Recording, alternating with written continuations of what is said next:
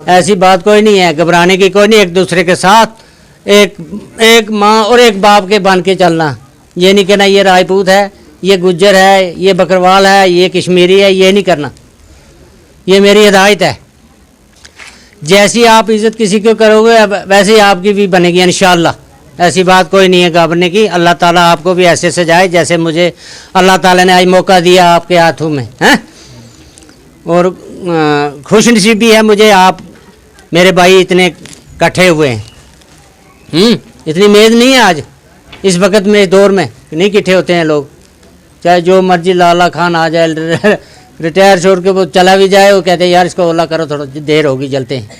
लेकिन आपको मुबारक है, आपने वेट किया मेरा, तो मैं थोड़ा अपनी किसी कमज़ोरी की वजह से थोड़ा लेट पहुंचा और मुझे माफ़ करें। तो किसी के साथ अगर गैर सलूक या कोई लफ्ज़ गलत निकला हो तो मुझे माफ़ करना। सर दुख तो काफ़ी है, लेकिन एक तरफ से खुशी भी है कि हमारा ऐसा डिपार्टमेंट है कि इसमें कम ही लोग रिटायर जाते हैं। बाकियों की जो बाजू किसी का नहीं है, किसी की टांग नहीं है, कोई बेचारे चलो जिसकी जान तो गई तो वो घर वाले भी बेचारे छुट जाते हैं, लेकिन जो जिनकी आधे जो जिस्म चला गया है बेडों पे अभी तक हैं, तो उससे हमें खुशी है कि एक हमारे सीनियर साथी रहे, उस्ताद भी रहे, इन्हीं डिपार्टमेंट में बहुत बड़ा अच्छा काम किया है। क्यों ताकि आज ये हमें बड़ी फ़ख्र की बात है कि यहाँ से खुशी से यहाँ से ये वापस चला गए, हमें बड़ी खुशी है। जी करामत जी, अगर दुख की बात कहें तो एक शायर कहता है कि दिल दरिया समुंदर डूंगे ते कौन दिलां दी जाने, अगर भेद दिलां दा दईए ते पकड़ ले जांदे थाने। वक्त तो ये आ गुजरा है कि इस बंदे ने काफ़ी अरसे से मेहनत से डिपार्टमेंट के अंदर काम किया और ऊपर वाले की मेहरबानी से बाइज़्ज़त आज रिटायर जा रहा है, बड़ी खुशी की बात है। और दूसरे दुख भी है, हम साथियों में से एक एक साथी कम होता जा रहा है।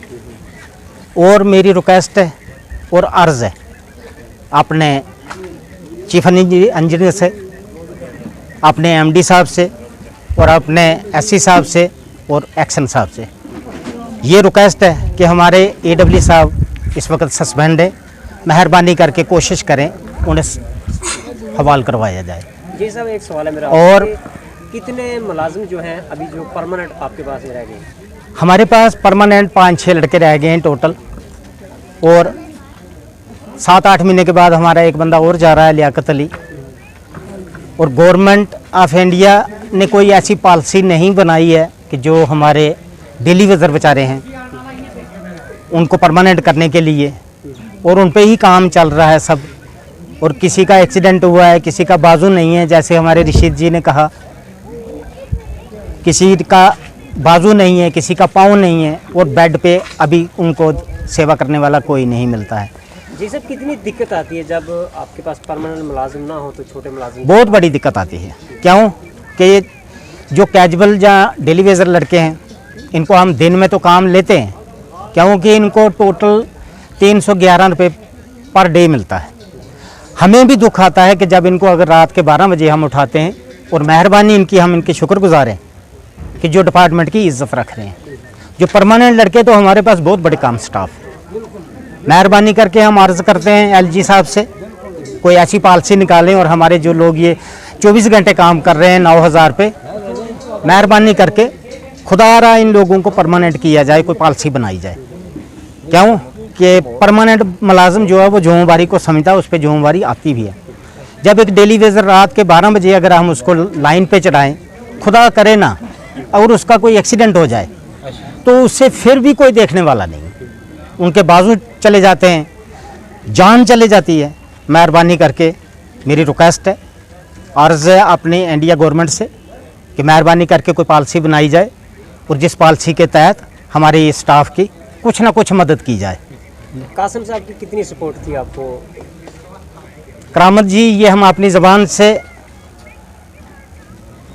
नहीं कह सकते, बहुत दुख की बात है ये। कासिम जी की हमें इतनी सपोर्ट थी कि हमारे सब डिवीज़न के अंदर कहीं भी हमारे किसी लड़के को प्रॉब्लम आती थी, उससे गाइडलाइन लेते थे।